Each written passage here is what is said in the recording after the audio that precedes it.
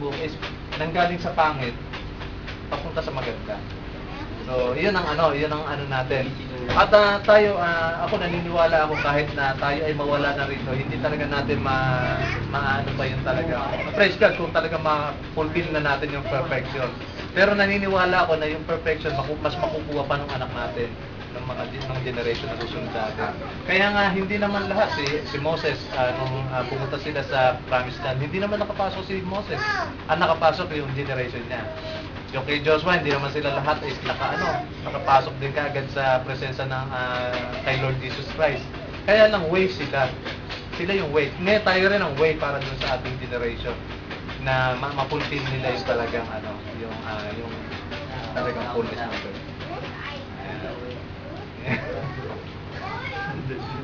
So, yun. At saka ang gusto ko rin idagdag doon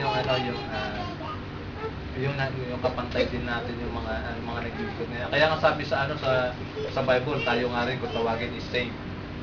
So, yun. Huwag naman na pag tayo nawala na paggawa tayo na rebulto ng ating mga anak at tayo ay alayan. Huwag naman. So, ang dito is yung mabuksan tayo, naging malaya tayo dun sa mga winner. Kaya nga ito si John, hamakin mo, si John is ng Lord yan. Pero napagkamalan niya pa yung angel. Di ba? Kaya hindi rin kung ang sabi ng Diyos ay kawangis tayo ng Diyos, pwede tayo mapagkamalan talaga. Kaya lang nasa sa iyo kung ano yung mo. Kung ano yung isasagot mo. Oo nga, ako yung Diyos, sambahin mo ako, kung gano'n. So, hindi ba? Hindi malabo 'yun. Kaya kung lagi natin ilalagay na tayo rin ay nagwo-worship sa Diyos. Ang pagpapakumbaba isang worship din sa Panginoon. Kaya pag sinabing napagkamalan ka na ikaw na yung Diyos, ay huwag lumaki yung ulo mo. Dapat sabihin mo, hindi ako. Hindi ikaw, malaki naman talaga ang ulo mo. Nung ipinanganak ka pa, na yan eh. Inborn na yan. So, yun ang isang At sabi, yung katulad ng kultura natin, ipag-pray talaga natin ipag-pray natin na tayo makalaya doon. At kumbaga sa isang papuri sa Panginoon ng Pilipinas ay naging isang Kristiyanong bansa. Pero purihin din ang Panginoon kasi ngayon nalalaman na natin at nakikita natin kung saan nila kinukuha yung pinapasamba sa atin. Tayo mismo ngayon may hawak ng Bible at inaaral natin. Kasi napakahirap ng sumamba tapos hindi mo alam kung bakit natin sila sinasamba. Kaya sabi nga hindi tayo religion, kundi relasyon tayo. Nakikipagrelasyon tayo. Ngayon nakikipagrelasyon tayo sa Diyos. At habang nakikipagrelasyon tayo sa Diyos, nakikilala natin siya. At habang nakikilala natin siya, kung ano yung pagkakakilala natin sa Kanya, iyon ang way ng pag-worship natin sa Kanya. Habang lumalalim pagkakilala natin sa Diyos, lumalalim din yung pag-worship natin sa Kanya. Yung mga apostol nga, di ba, bakit kaya nagpakamatay sa mga ito? Para sa gospel o para sa Diyos. Kasi ganun kalalim ang pagkakilala nila sa Panginoon na kahit ang buhay nila is hindi kaya mag-worship, kahit mawala ang buhay nila is hindi kaya mag-worship sa Panginoon. Isang apostol, di ba, nung namatay siya, ipapako siya sa cross, pinabaliktad niya pa yung cross. Sabi niya, hindi ako karapat dapat na itulad kay Kristo na ipinako sa cross ng gano'n. Kaya pinabaliktad niya pa yung cross.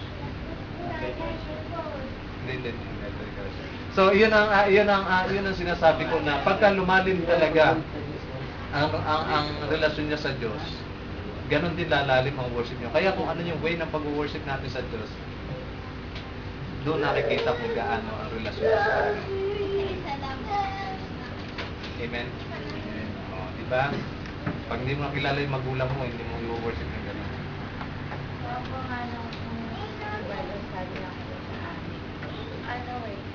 Ako talaga na talaga na ano man yung mga nagawa natin pagkakamali sa buhay natin.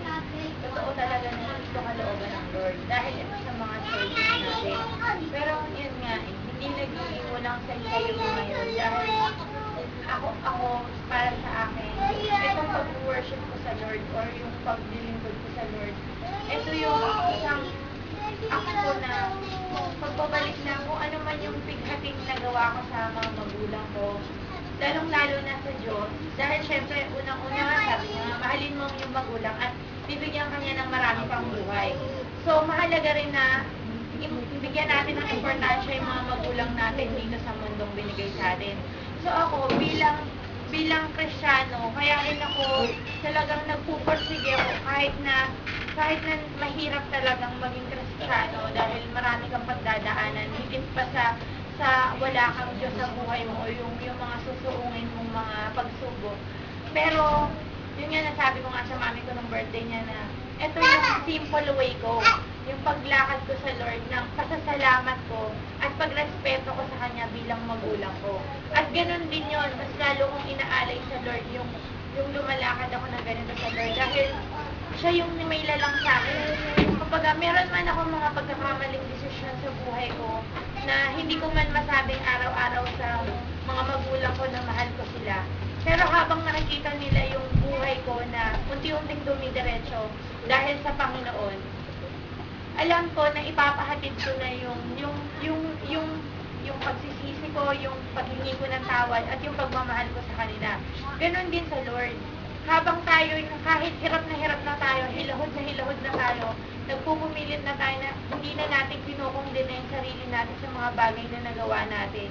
Nakikita ng Lord yun na ang anak ko, hindi man magsalita na mahal niya ako, pero sa buhay mo, na-worship mo ang Lord, nataramdam mo na mahal mo ang Lord.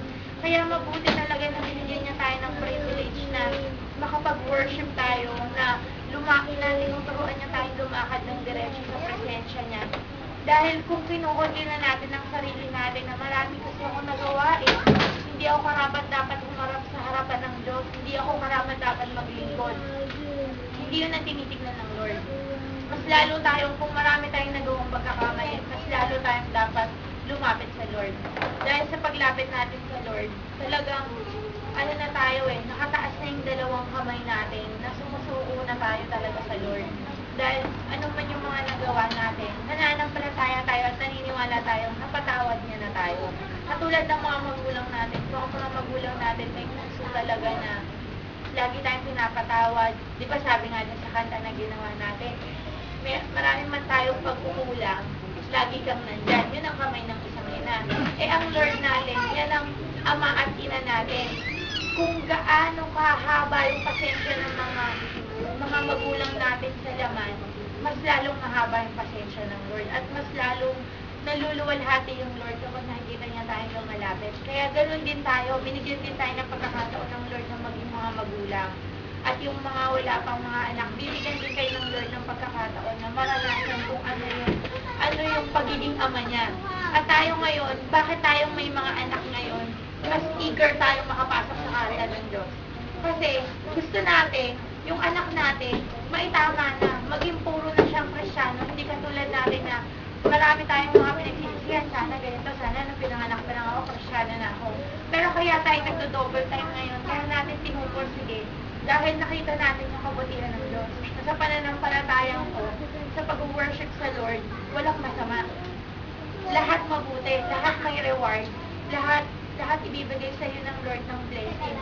Kaya, sabi nga ni Tatay Nato, habang wala pa tayong pamilya, mas mag-double time tayo kasi yun na nga nahati na nga yung oras mo. Pero ikaw na dalaga, binata, ialay mo yung buong buhay mo sa Lord. At sigurado, mare-rewardan ng Lord na hindi na katulad nung magsastruggle ka pa na dalhin yung pamilya mo sa Lord. Kung hindi, bago ka magsimula ng pamilya mo, nasa Lord na kayo.